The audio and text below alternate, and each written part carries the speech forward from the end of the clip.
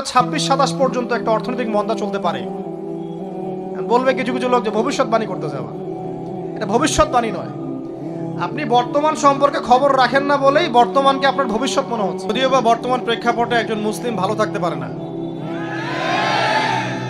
বর্তমান প্রেক্ষাপট এতই খারাপ, কিয়ামতের আলামতগুলো এমনভাবে প্রকাশ হয়েছে এখন যে একজন ইমানদার মুসলিমের পক্ষে নিশ্চিন্তে থাকা আর ভালো থাকাটা খুব কষ্টকর। তারপরেও নবী সাল্লাল্লাহু আলাইহি ওয়াসাল্লাম আমাদেরকে দিক নির্দেশনা দিয়েছেন যে যখন ফিতনার যুগ আসবে, ফিতনার যুগ বলতে চতুর্দিক থেকে ফিতনার ফাসাদ। ফিতনা ফাসাদ কেমন, মানে আল্লাহ রাব্বুল আলামিন কোরআনে একটা বিষয় বলছেন, সমাজ তার উল্টা চলছে, এগুলো ফিতনা। নবী সাল্লাল্লাহু আলাইহি ওয়াসাল্লাম হাদিসে একটা বিষয় বলেছেন, সমাজ তার উল্টা চলছে, এর নাম ফিতনা।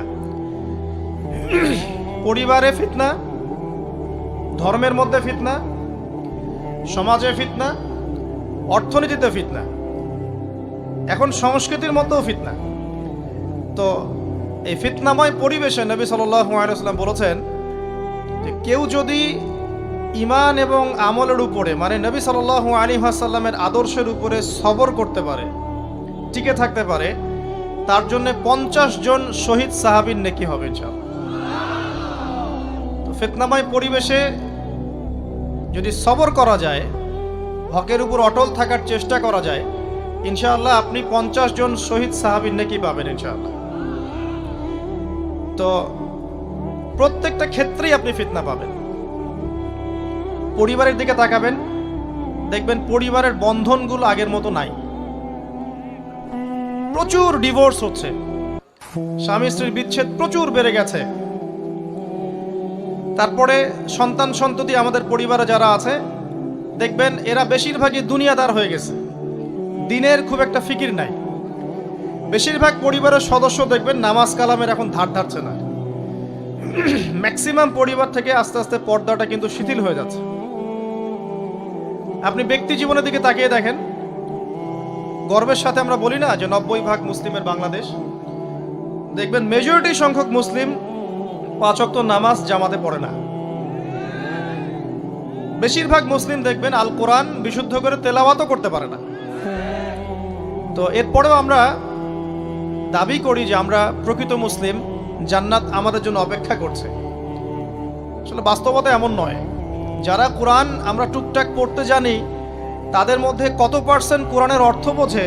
এই আল্লাহ পাকের কিতাব আমার হাতে আছে, এই কিতাবের অর্থ কতজন বোঝে, এটা একটা চ্যালেঞ্জ। যারা কোরআন পড়তে জানি আমরা, তাদের প্রতি চ্যালেঞ্জ, দেখেন তাদের মধ্যে কত % মানুষ কোরআনের অর্থ বলতে পারবে। আর অর্থটা যে জানা জরুরি, এই বিষয়টাও আমরা এখন জনগণকে বোঝাতে ব্যর্থ হচ্ছি। কোরআনের অর্থটা যে বোঝাটা জরুরি, এটা বোঝাতেও ব্যর্থ হচ্ছি। কারণ আমরা সবাই প্রত্যেক হরফে 10 নেকি পেতে চাই। কোরআন তেলাওয়াত করলে প্রত্যেক হরফে 10 নেকি হবে, এই তো। তো এই কনসেপ্ট যখন আমার মাথায় ঢুকে গেছে, আমি ওখানে নিজেকে থামিয়ে দিয়েছি।